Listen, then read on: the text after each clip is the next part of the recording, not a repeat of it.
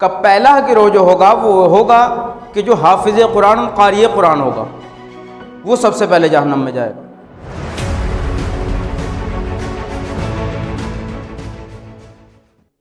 کا دوسرا وہ لوگ کہ جنہوں نے جہاد کیا وہ سب سے پہلے جہنم میں جائیں گے۔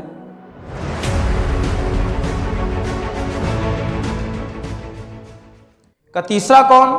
کا تیسرا وہ دولت مند افراد جہنم میں جائیں گے کہ جو لوگ خرچ کیا کرتے تھے۔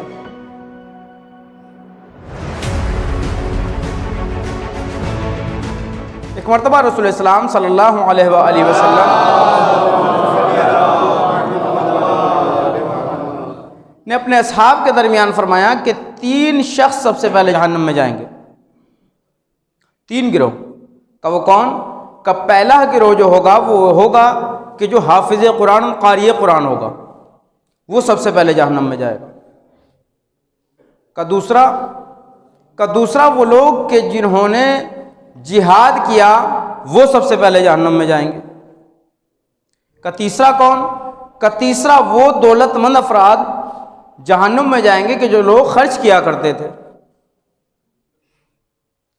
لوگوں نے حیرت سے پوچھا، جس طریقے سے آپ حیرت سے دیکھ رہے ہیں اسی انداز میں صحابہ نے پوچھا کہ ایسے کیا معاملہ ہے کہ وہ لوگ جو ہے جائیں گے؟ کہا جب روز محشر ہوگا ان سے سوال کیا جائے گا کہ تم کیا لائے ہو، تو کہیں گے جو حافظ قرآن ہوں گے کہ ہم حافظ قرآن تھے، ہم نے قرآن کی تلاوت کی ہے۔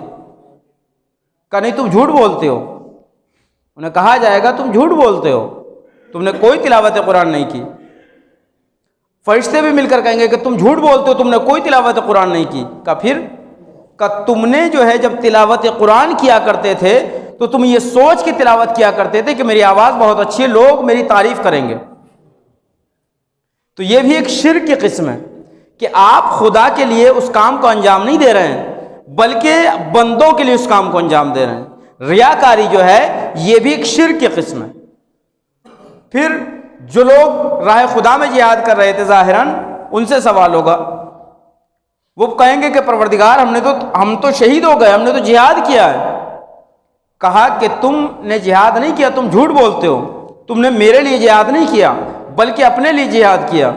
تم جنگوں میں اس لیے جایا کرتے تھے تاکہ لوگ تمہارے چرچے ہوں کہ کتنا شجاع آدمی ہے، کتنا بہادر انسان ہے۔ تو کہو تم نے خدا کے میرے لیے نہیں کیا بلکہ تم نے اپنے لیے کیا، اور اس کا اجرت تمہیں وہی مل گئی ہے۔ جس کے لیے کر رہے تھے تم تعریف کے لیے کر رہے، تعریف وہاں تمہاری کافی ہو چکی ہے۔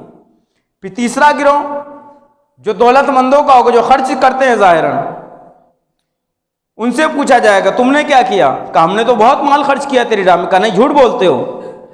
فرشتے بھی کہیں گے تم جھوٹ بولتے ہو، تم نے خدا کے لیے خرچ نہیں کیا بلکہ تم نے اپنے عزت اور اپنے نام کے لیے اس پیسے خرچ کیا۔ کوئی شے لائے، چاہے ادارے میں دی ہو، ہم سب اس میں شریک ہیں۔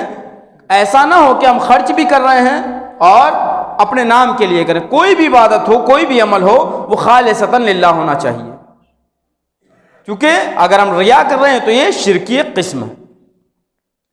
حضرات ایک عابد تھا، بہت بڑا عابد، 30 سال کم سے کم اس نے عبادت کی، 30 سال۔ اور لوگوں نے دیکھا کہ وہ نماز کو دوبارہ اعادہ کر رہا ہے، 30 سال عبادت۔ اور کیسا عابد تھا؟ جماعت میں صف اول میں کھڑا ہوا کرتا تھا، 30 سال اس نے عبادت کی جماعت کی پہلی صف میں کھڑے ہو کر۔ اور ایک دن ہے کہ ان تمام نمازوں کو دوبارہ پڑھ رہا ہے۔ لوگوں نے پوچھا کہ کیا بات، تم کون سی نماز قضا کر رہے ہو؟ تم تو ساری نمازیں باوقت ادا کرتے ہو۔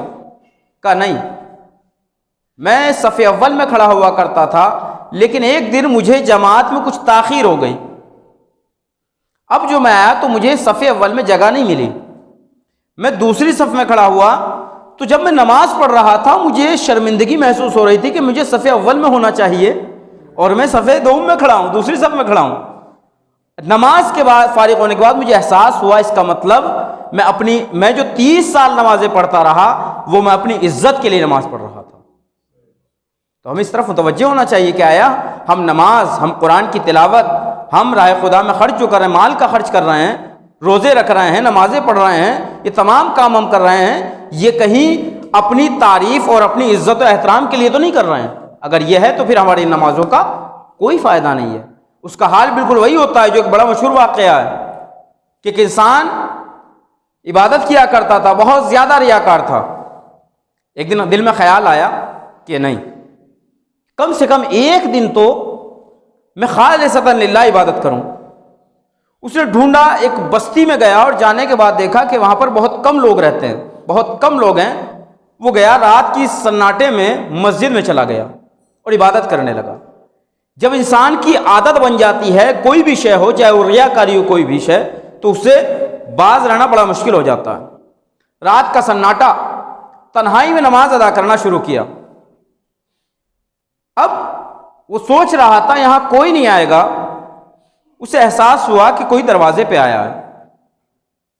اب اس کے دل میں پھر وہی خیال آ گیا کہ چلو اللہ کا شکر ہے کہ اس بستی میں بھی لوگ مجھے دیکھ لیں گے کہ ہاں میں کتنا بڑا نمازی ہوں۔ پھر وہی خیال آ گیا ذہن میں، اور پوری رات عبادت کرتا رہا۔ اب جو صبح نمودار ہوئی تو کیا دیکھتا ہے، مسجد کے کونے میں ایک کالا کتا پڑا ہوا ہے۔